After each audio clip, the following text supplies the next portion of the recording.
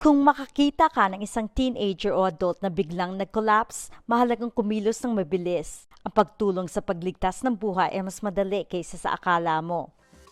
Ginagawa mo ang hands-only CPR sa isang adult nang dumating ang AED.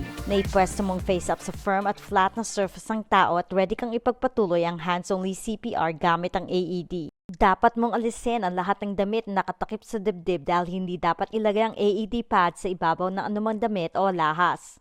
I-on ang AED at sundin ang prompts na magsasabi sa iyo ng lahat ng kailangan mong gawin. Tanggalin ang backing mula sa mga pad. Siguraduhin na walang nasa pagitan ng pad at hubad na balat ng tao. Plug in pad's connector. Isaksak ang pad connector sa AED kung kinakailangan. Sundin ang mga prompt at hayaang mag-analyze ang AED. Analyzing heart rhythm.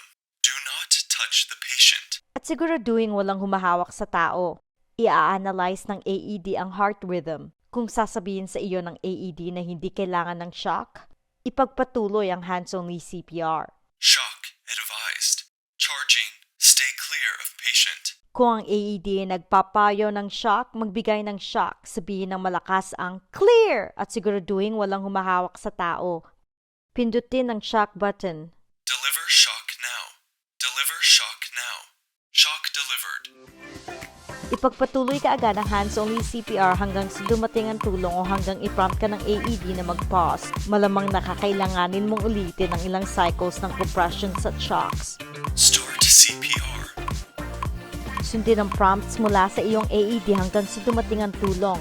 Muli, kung makakita ka ng isang teen o adult na biglang nag-collapse, huwag matakot na simulan ang hands-only CPR. Tandaang tumawag sa 911 at sabihan ng isang tao na kumuha ng AED. Pagkatapos ay i-push ng madiin at mabilis sa gitna ng dibdib hanggang sa dumating ang AED at tulong. Your actions can help save a life.